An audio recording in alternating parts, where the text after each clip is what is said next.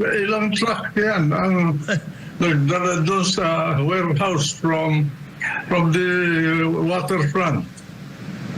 Sino yung transportation cargo company na kuha that handle that? Madaling imbestigahin yan eh. No nga. Ito nalaman ng mga nag-raid. Yun. Ayos. Sino ang nag-tip? At saan nakuha nung nag-tip ang informasyon? Franz Castro, meron pang banta, pag-aaralan daw na ipapa-impeach si Vice President Sara Duterte. Bakit i-impeach mo kung aprobado ng Kongreso yung confidential fund?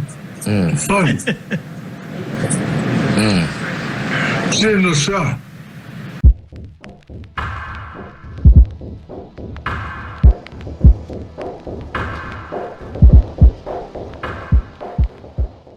I've noticed that many of you are simply watching my videos without subscribing. I kindly request you to consider subscribing to my channel, as your support motivates me to keep creating more content. Big. Meron pong, kasi nga, di ba, maraming mga espekulasyon. Ano bang nangyari? Bakit tumataas yung presyo ng ating bigas? May kakulangan ba? May nag-hoard ba?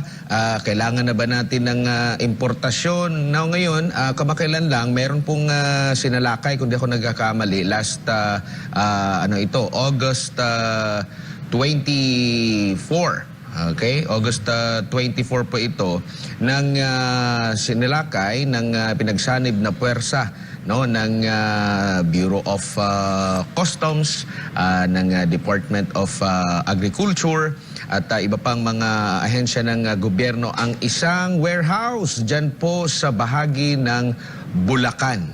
Okay, kung saan nag-surprise inspection sila at bumungad sa kanila, Mang Jess at Mang Juan, ang tinatayang nasa mahigit 200,000 sako ng bigas. 50 kilos kada sako. 50 kilos, kung di tayo nagkakamali kada sako, nagkakahalaga ito ng mahigit ₱250 bilyon. Kaya sinabi nitong si Erwin Tulfo na walang kakulangan ng bigas. Meron lang nag-hoard, meron lang hindi inilalabas. Kasi kung susumahin, kung 50 kilos yung bawat sako, nasa 10 million kilos or 10,000 tons ang bilang na yan. Marami-rami na yan Mang Jess at Mang Juan na kailangan ng ating mga kababayan. At sinabi pa ni Pangulong Bongbong Marcos kamakailan, ang bigas, ang kasalukuyang sitwasyon sa bigas, ang most critical problem ng bansa ngayon. Ano bang masasabi mo dito, Mang Juan? Wala palang kakulangan, may hindi lang naglalabas ng bigas. Unang-una, totoo yung sinabi ni Presidente na supply ng bigas ay kurang. Pangalawa, saan nanggaling yung bigas na yan? Local production, imported. Kung imported, who was the importer and was it authorized to import? Kung hindi, ang aking suggestion, confiscate it. Let the government hold it and supply whatever deficiency of rice there is in the country. It is illegally imported. It violates the law, and therefore it can be confiscated. Batay. Pabayaan mong maghabol sa husgado yung may-ari para maalaman natin kung sino ang may-ari, sino yung napakatapang na tao na nag-i-import, nag-hoard ng bigas. Tama si Mang Juan, kasi pag may hawak na ng gobyerno, may maghahabol. Malalaman kung sino yung naghahabol ngayon. Mabuti na yung magkaalaman eh. Kung pabayaan mo yan, nandiyan sa bodega, ay kung gabi, ay Tulunod sa dagat yan. Ang information, batay sa Bureau of Customs, Mang Jess at Mang Juan, ay itong 202,000 sacks ay imported na bigas mula sa Vietnam, Cambodia at Thailand. At ang ginawa, yes, Mang Juan? Sino ang nag-import? Yun. Yun ang tanong. Wala. Oo. Sino ang nag-import? Sino ang nagbigay ng import permit? Yun. Pinag-uusapan namin sa kabinete yan na kung kailangan mag-import ng rice at ilang sako ang kailangan, ilang tonelada. Eh bakit may nakaka-import na walang permission? Dapat may permission dahil may kaugnayan yan sa Restricted yan eh. sa WTO at saka para hindi masaktan yung ating mga Lokal. kababayan na nabubuhay sa pagsasaka ng palay. Meron akong opinion dyan. Kung ako lang ang masusunod, kumpiskahin ko yan. At gusto kong malaman kung sino ang may-ari para ma-question natin. Yes, Mang Jess. Ang napansin ko, doon sa loob ng bodega, mayroong mga sako na ang tatak ay lokal pero wala pang laman. Ang probability dyan, yung mga imported, ililipat sa sako ng lokal upang ang lokal pag binenta, mas mataas kasi lokal, kaya kasi hindi imported. Ang pangalawang issue na gusto kong matukoy is lahat ng importasyon nag-i-issue ng authority ang ating bansa, ang ating sangay ng gobyerno. Pag in-issue, doon lang sila pwede mag-angkat. Pag umangkat ka ng bigas, dadaan sa Bureau of Customs, dadaan sa inspection ng National Food Authority, dadaan sa inspection ng Department of Agriculture. Ngayon, ang tanong ng bayan ay ganito. Bakit ito nakalusot? Kung ito illegal. Kung illegal ito... Alam mo, Mang Jess. Yes, Mang Juan. Alam mo, Mang Jess. Simple lang yan. Pero walang imikan. Piskahin para malaman kung sino Yes, tama.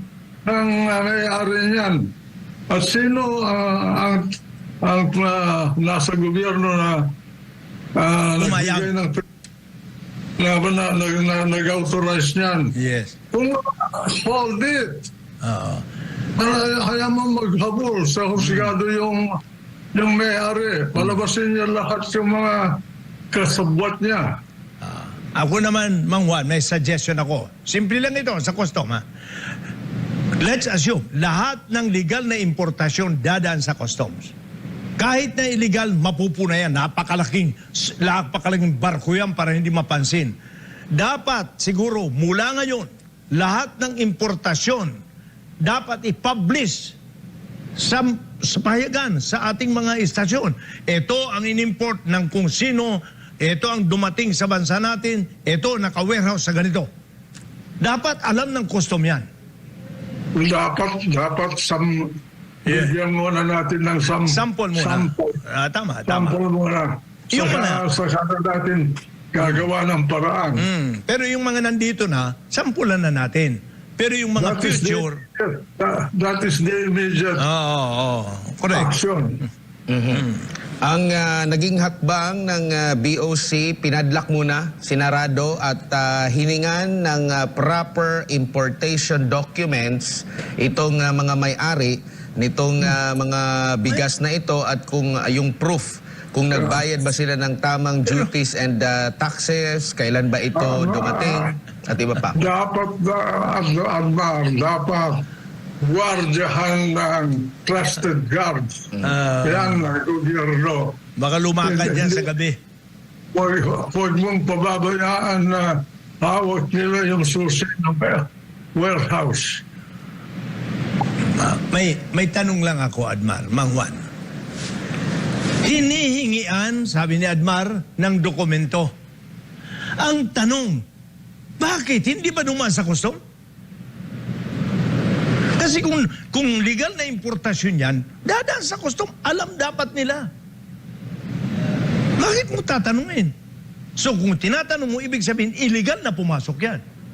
Kasi kung dumaan sa custom, bakit nakalabas? Yun. Make them pay. Yes. Make them pay. Kaya nga. It's hard for them. Ah, Ang pinakamahirap dyan, yung pera nila mawawaldas. tama. Kaya punish them by confiscating it and let them go to court.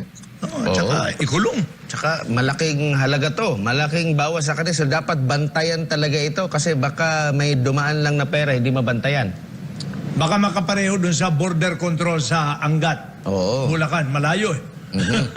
Kasi ito ngayon yung diskusyon, Mang Juan, dahil sa may nagpaplano ng gobyerno na mag-angkat, tinitiyak yung yung kaligtasan ng supply, yung security ng supply ng ng bigas natin. Marami ng mga espekulasyon, marami na nagsasabi may sapat naman na bigas. Marami tayong yung volume ng ani natin, meron pang aanihin. Bakit ganyan? Iba ang nangyayari sa mga palengke, nagmamahalan. Mang Juan, Admar. Kulang ang supply mo. Kulang. Bababa ang ani natin. Yung mga nagsasabi dyan, hindi ko ninyo alam na nagkaroon tayo ng mga bagyo. Dadating na naman na bagyo. Ang aking pinagtataka lang, Mang Juan at Admar, lahat dapat ng importasyon dadaan sa custom.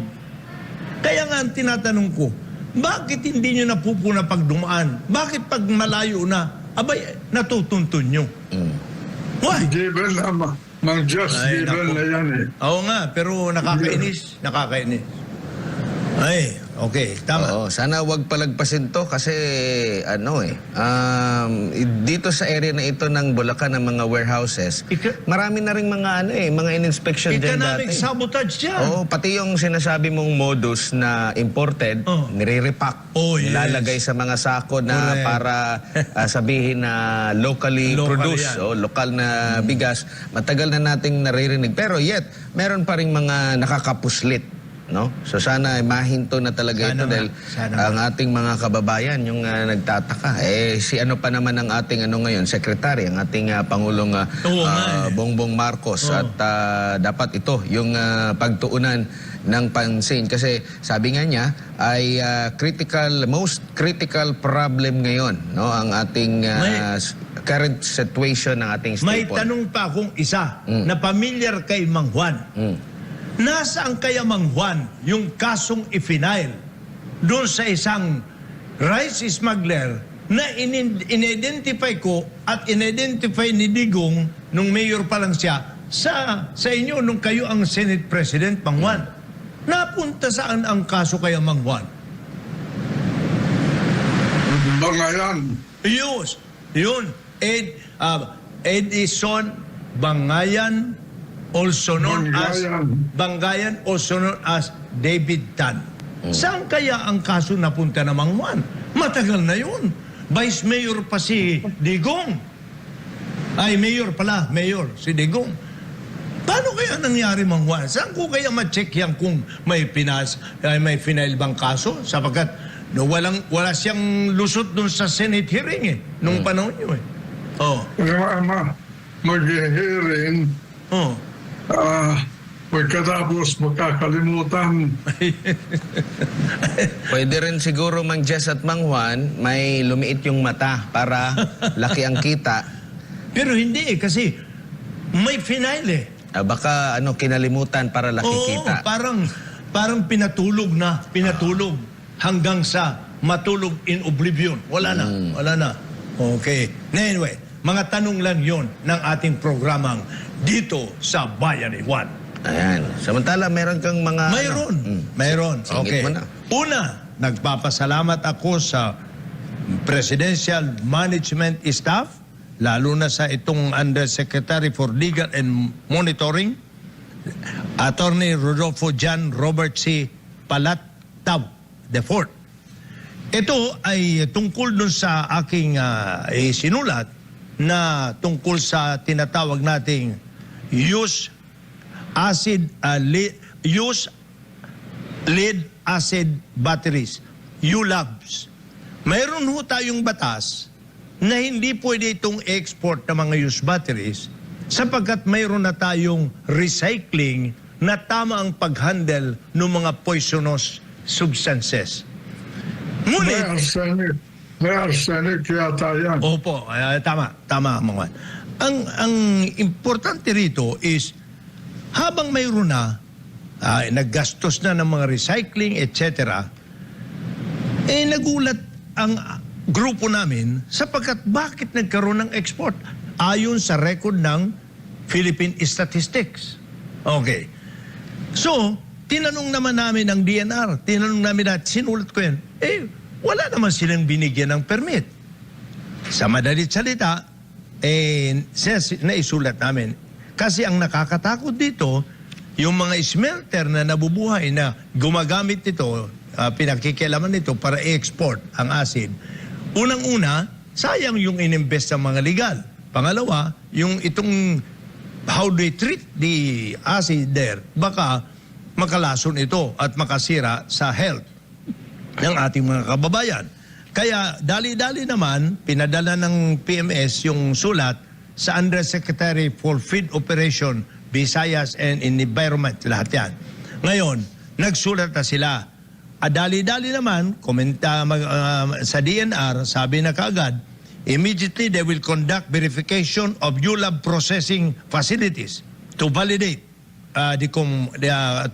validate compliance. Tapos magkakandak sila ng enhanced information education campaign to encourage the public to report illegal ULAB processing activities.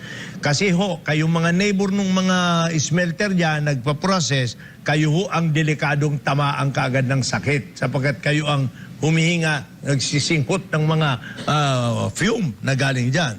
So, magkakandak ng intensified monitoring of junk shop operations. Yan, pati junk shop. Kaya ako'y natutuwa sapagkat mahabang sinagot nito ng ating mga sa environment. Kaya ako'y natutuwa sapagkat binigyan po ako ng kopya noong PMS na sa mga sagot.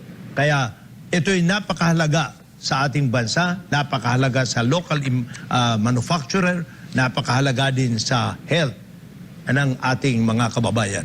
So, Balikan ko lang yung sige. bigas. Sige ho. Ilang tonelada yan? 10,000. Mga 10,000 po.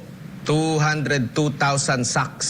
Kung tig 50 kilos. Ilang truck yan ang nagdala doon sa warehouse from the waterfront?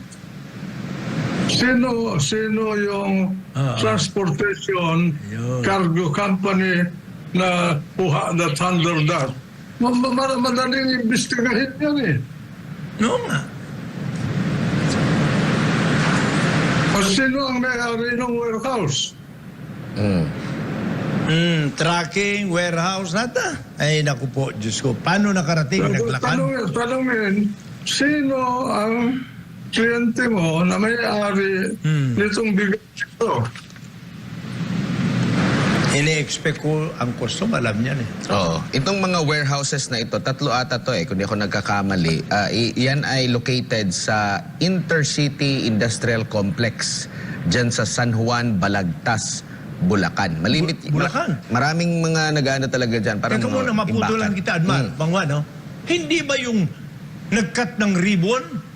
Anggat opening, yun, sa Anggat. Anggat, Bulacan din. Bulacan din yan. At doon ilalagay yung mga incinerator, doon ilalagay ang inspection ng mga agricultural products. Ba, delikado pala tayo dyan. Bangwa. Pero malimit, dito talaga maraming iniimbak na mga bigas, mga warehouses. Alam mo, tanungin mo kung sino may-ari ng warehouse. Sino ang ang nagrenta para i-deposito yung bigas. At sino yung tao na nakipag-usap sa kanila? Sino ang may-ari ng mga trucks na nagdala dyan? At bakit walang nakakita? Pikit mata nakikita, Mangwan. Hindi ba? Pikit mata nakikita. Yun.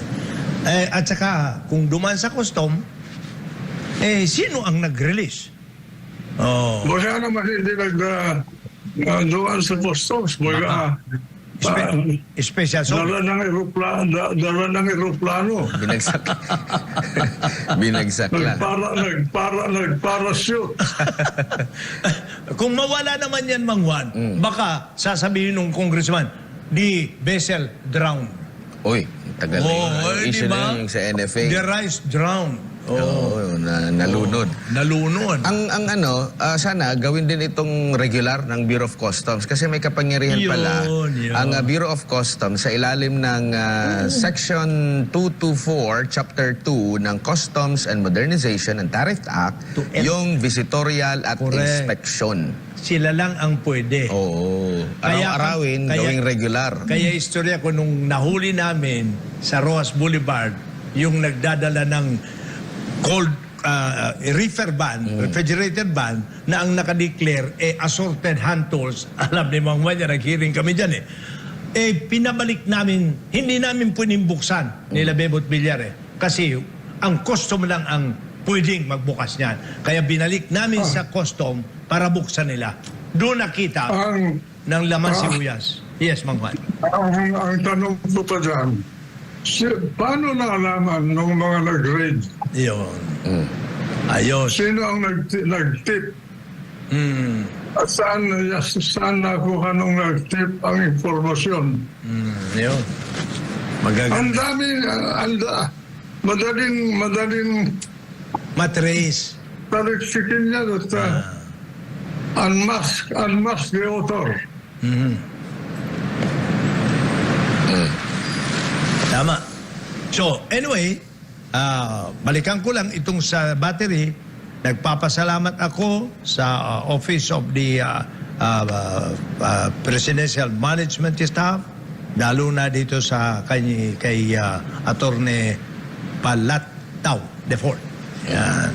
Okay. So, isa pang napuna ko, Admiral, sorry, para tuloy-tuloy. Baka makalimutan ko, alam mo, may edad na tayo. Anyway, ito namang isang sulat, kasi di ba sinasabi natin, ulitin ko lang dito para sa kaalaman nitong si Lester Codog, CODOG. According to Bantay Palengke convenor pala ito si Codog. Alam mo, Mr. Codog, huwag kayong magagalit. Kailangan, kung convenor ka, kailangan alam mo. Dapat alam mo. Sapagkat kung hindi mo alam, magugulo ang mundo sa'yo.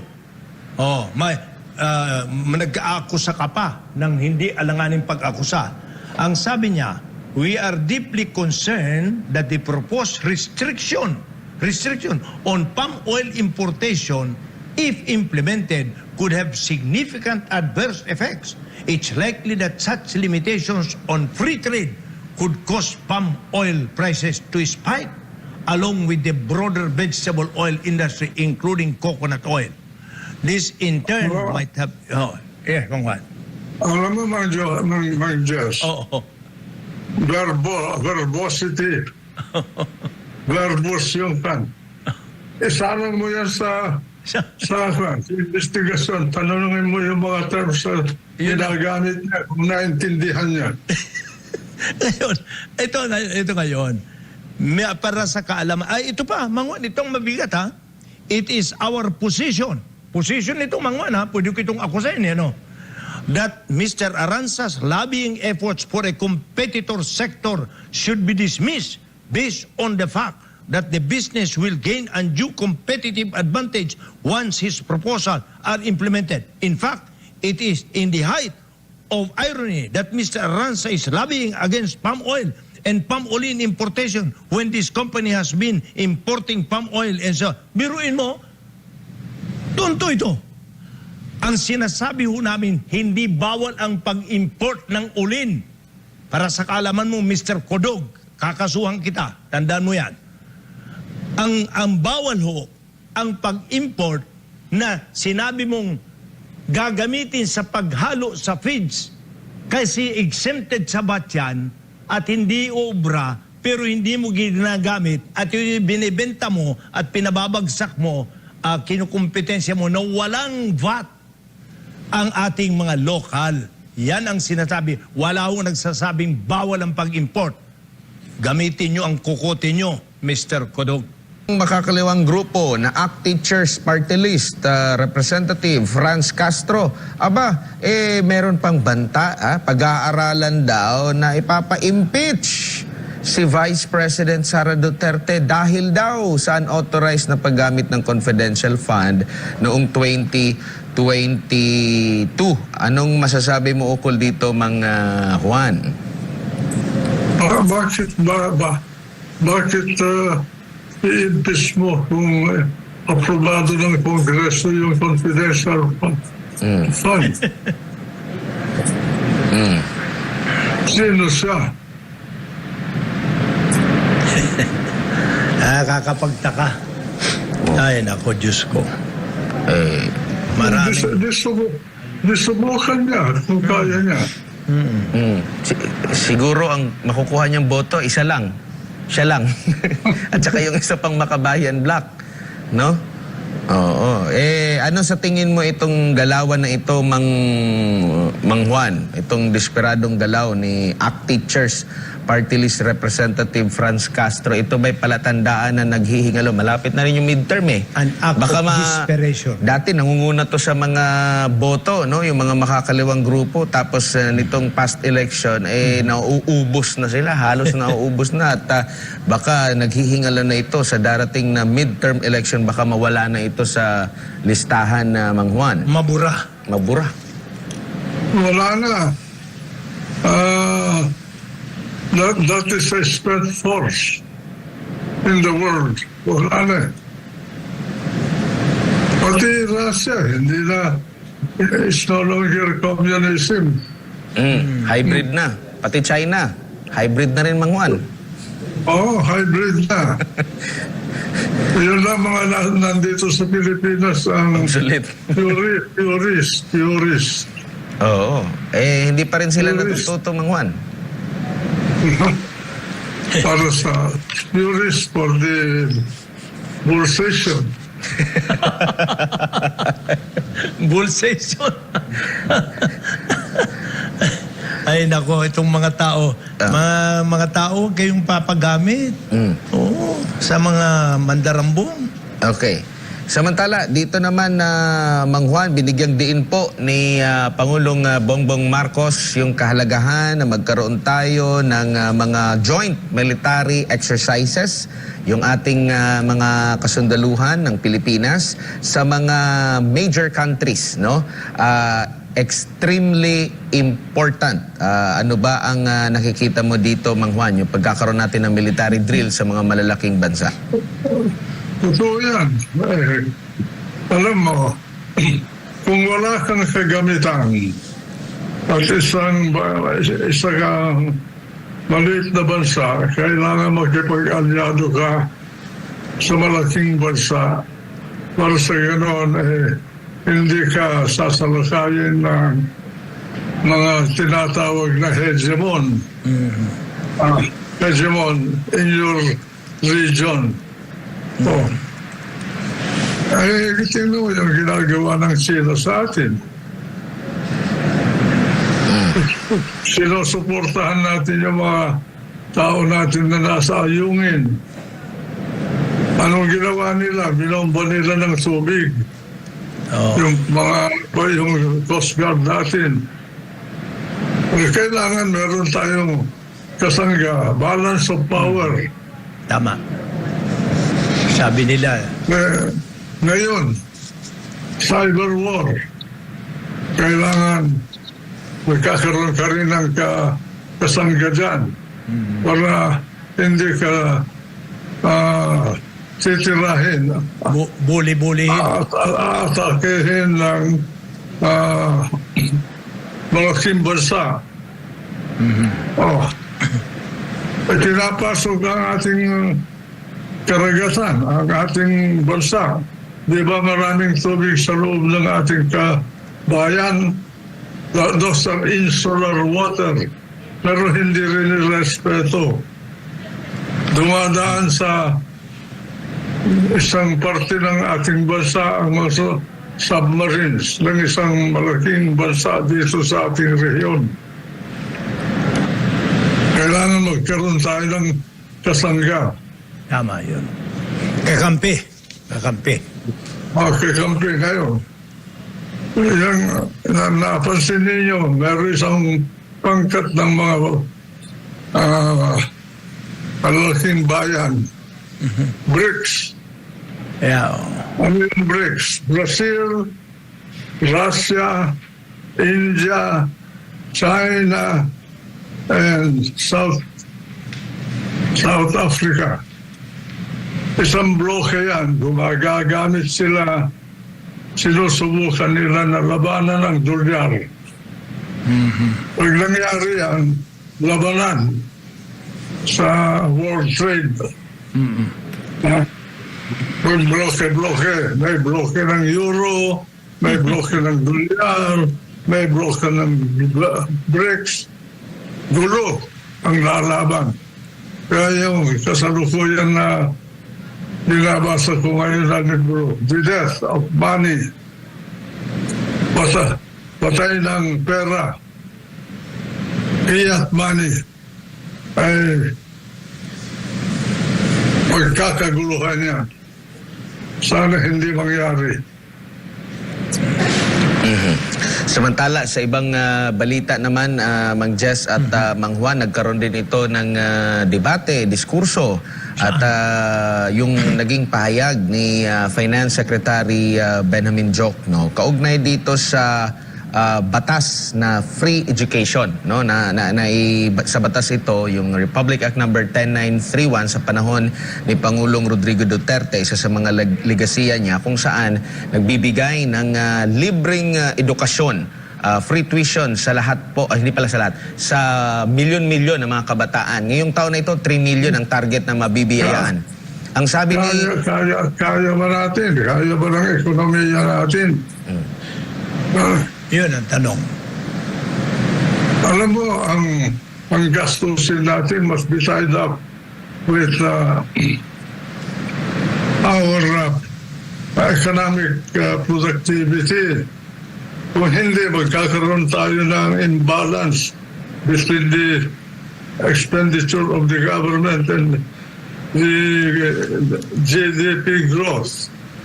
If you do not manage it properly, you might bypass the peaceful zone.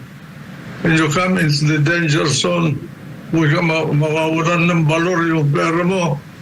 Walang tatanggap ng kontrata sa'yo, foreign contracts or whatever.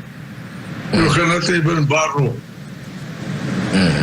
So, sa tingin nyo po, Mang Juan, hindi ito sustainable. How about yung panukala naman, halimbawa sa University of the Philippines? Kasi kung yung iba pala dyan, kahit na mga may kaya, mayaman, walang tuition na binabayad. What if kung magbabase sa kakayanan ng mga magulang, na kung sila naman ay may kakayanan, pwede silang magbayad sila ng buwis. Yung walang-wala talaga, no, batay sa mga background checking, yun talaga yung gawing libre, Mang Juan. Bakit naman kung bibigyan mo ang UP, ay anong kaibahan sila sa mga estudyante ng Santo Tomas, ng Lasal, Ateneo, ng mga ibang eskwelahan na hindi mo bigyan? Pare-parehong taxpayer yan. Bagay na. May mga estudyante kasi na kumbaga kahit may kaya pero nalilibre na sa tuition na din, lalo na dyan sa UP at sa iba.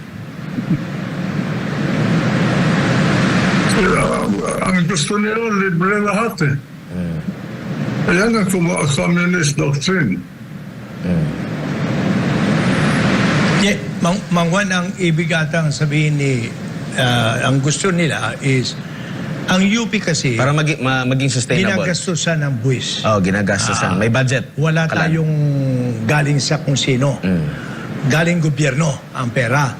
Ang gusto lang sana, ang sinasabi nila, May mga mungkahi suggestion, is, no? ang suggestion is, yung may mga kaya, halimbawa, income level from this to up, hindi dapat malibre.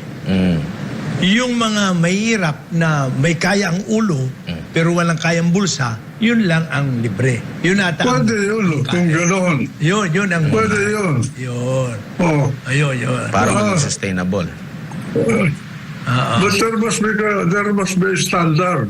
Yan, tama. It must be based on competitive examination. Correct, yun. Tama. Tama yan. Pwede pala, pwede. Basta ganun ang system. Kasi, Hindi dahil ngayon, kung matalinong tao, dapat sa tulungan ng gobyerno na makapag-aral para mapakinabangan. How do you know that Talpulano, walang sipera, pero genius, pero hindi makapag-aral dahil mahirap ang buhay ng pamilya. tama yan. Dapat yun ang bibigyan ng gobyerno ng Yun. scholarship Tama. para makapag-aral. Einstein o Darwin o Rizalo o Otto von Bismarck ng Pilipinas. Tama. Kasi, sabi nga nila, sa edukasyon lang nagpapantay ang mayaman at mahirap.